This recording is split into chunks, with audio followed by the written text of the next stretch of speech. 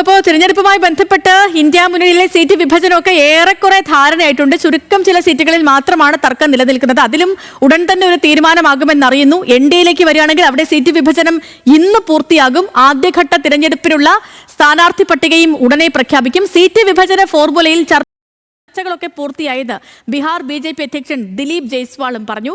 നമുക്ക് ഈ വാർത്തയുടെ വിശകലനങ്ങളിലേക്ക് പോകാം. VS സനോജ് എനിക്കിപ്പം നാഷണൽ ഡെസ്കിൽ നിന്ന് ചേരുന്നുണ്ട്. VS സനോജ്, കഴിഞ്ഞ തവണ RJD 148, കോൺഗ്രസ് 70 ആയിരുന്നു. ഇക്കുറി അത് കുറയുമെന്ന് കേൾക്കുന്നു. അപ്പോൾ വിഭജനം, ഇന്ത്യ സഖ്യത്തിന്റെ വിഭജനം ഉടൻ പൂർത്തിയാകുമോ എന്നുള്ളതാണ് തർക്കം. എവിടെയൊക്കെയാണ് ഇനി സ്ഥാനാർത്ഥി പ്രഖ്യാപനം ഉണ്ടാകുമ്പോൾ തന്നെ ഇവരൊക്കെ ഇനി ഒരു ഒന്നിച്ച് സ്ഥാനാർത്ഥി പ്രഖ്യാപനം നടത്തുമോ അതോ പ്രത്യേകമായിരിക്കുമോ? ഇക്കാര്യങ്ങളിലൊക്കെയും ആകാംക്ഷ നിലനിൽക്കുന്നുണ്ട്. അവസാനമായി പുറത്തു വരുന്ന വാർത്തകളിൽ നിന്ന് ഇന്ത്യ മുന്നണിയിലെ സീറ്റ് വിഭജനവുമായി ബന്ധപ്പെട്ട് നമ്മൾ എന്തൊക്കെ മനസ്സിലാക്കണം? അതുപോലെ തന്നെ NDAയിലേക്ക് പോവുകയാണെങ്കിൽ NDAയിൽ ഇപ്പം സ്ഥിതി എന്താണ്? കാരണം BJP തിരഞ്ഞെടുപ്പ് സമിതി യോഗമൊക്കെ നാളെ ചേരുന്നുണ്ട്. ചിരാഗ് പാസ്വാൻ, ജിതൻ റാം മാഞ്ചി, ഇവരുടെയൊക്കെ അവസ്ഥ എന്താണ്? സേതു, അതായത് ഏറ്റവും പുതിയ കാര്യം എന്ന് പറയുന്നത് നാളെ രാഹുൽ ഗാന്ധിയുമായിട്ട് RJDയുടെ നേതാവ് തേജസ്വി യാദവ് ഡൽഹിയിലെത്തി ചർച്ച നടത്താനുള്ള സാധ്യതയാണ് ഏറ്റവും പുതിയ വാർത്ത. അതുതന്നെ അന്തിമ പട്ടികയുമായി ബന്ധപ്പെട്ടും ഒപ്പം തന്നെ അവിടെ CPMൻ്റെയും CPIയുടെയും അതുപോലെ തന്നെ CPIMLൻ്റെ ദീപാങ്കർ ഭട്ടാചാര്യയോടക്കം ഡൽഹിയിലേക്ക് ഇതുമായി ബന്ധപ്പെട്ട ചർച്ചയ്ക്ക് വേണ്ടി എത്താൻ പറഞ്ഞിരിക്കുന്നു എന്നുള്ളതാണ്. അപ്പോൾ അതുകൊണ്ട് തന്നെ നാളെ തേജസ്വി യാദവ് കൂടെ എത്തുന്നതോടുകൂടെ രാഹുലുമായി ചർച്ച നടത്തുകയും മഹാഗഡ്ബന്ധൻ എന്ന തരത്തിലേക്ക് തന്നെ സീറ്റ് വിഭജന ചർച്ച പൂർത്തിയാക്കിക്കൊണ്ട് ഈ സീറ്റുകൾ പ്രഖ്യാപിക്കുന്ന ഒരു സാഹചര്യത്തിലേക്ക് പോകും. കാരണം 10-ാം തീയതിയായിരുന്നു നോമിനേഷൻ സമർപ്പിക്കാനുള്ള ഡേറ്റ് ഓൾറെഡി ആരംഭിച്ചു കഴിഞ്ഞു. അതുകൊണ്ട് തന്നെ ഇനി നാളെ ഇതിൽ ഒരു അന്തിമ തീരുമാനമെടുക്കും. ഇന്ന് NDA സഖ്യത്തെ സംബന്ധിച്ചിടത്തോളം ചിരാഗ് പാസ്വാൻ പ്രത്യേക യോഗം ചേർന്നിരുന്നു. ഒപ്പം ഹിന്ദുസ്ഥാനി അവാം മോർച്ച, ജതിൻ റാം മാഞ്ചി അവരുടെ പാർട്ടി യോഗം നടന്നിരുന്നു. ഒപ്പം BJP നേതാക്കളുമായിട്ട് ഉപേന്ദ്ര കുശ്വാഹ ചർച്ച നടത്തി. അതായത് ഇതെല്ലാം തന്നെ സീറ്റുകൾ കൂടുതൽ ആവശ്യപ്പെട്ടിരുന്നു. 15 സീറ്റുകൾ മാഞ്ചി ആവശ്യപ്പെട്ടു. പക്ഷേ അവർ 7 സീറ്റിൽ ധാരണയാവുന്നു. ഉപേന്ദ്ര കുശ്വാഹയെ സംബന്ധിച്ചിടത്തോളം അവരാവശ്യപ്പെട്ടതിനേക്കാൾ 6 സീറ്റ് കുറഞ്ഞുകൊണ്ട് 6 സീറ്റിൽ അവർ മത്സരിക്കും.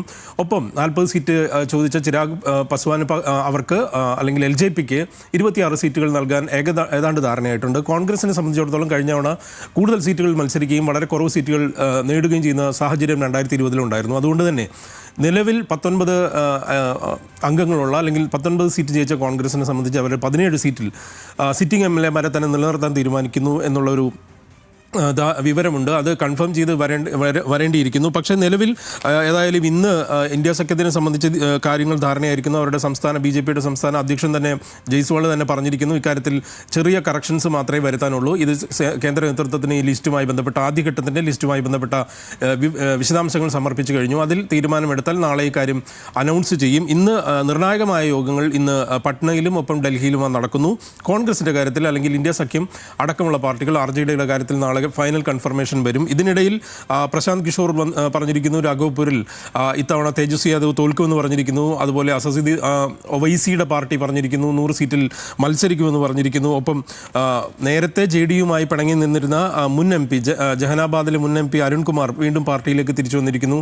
2 പ്രധാനപ്പെട്ട നേതാക്കൾ JDUയിൽ നിന്ന് RJDയിലേക്ക് മാറിയിരിക്കുന്നു. 2 പ്രധാനപ്പെട്ട നേതാക്കളുടെ മക്കൾ RJDയിലേക്ക് പോയിരിക്കുന്നു.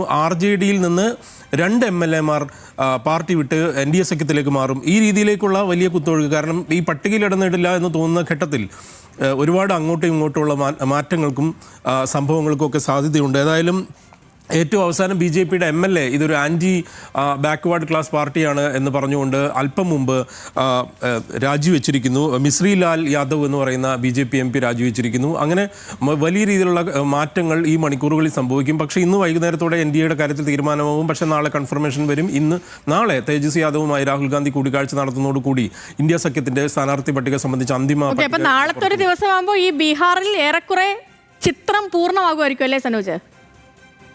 ഉറപ്പായിട്ടും അങ്ങനെ തന്നെയായിരിക്കും സംഭവിക്കുക. കാരണം ഓൾറെഡി നോമിനേഷൻ കൊടുക്കേണ്ട സമയമായി. അതിൻ്റെ മറ്റ് പ്രചരണ പരിപാടികളെല്ലാം തുടങ്ങിക്കഴിഞ്ഞു. സേതു, ഓക്കെ സനോജ്, ശരി.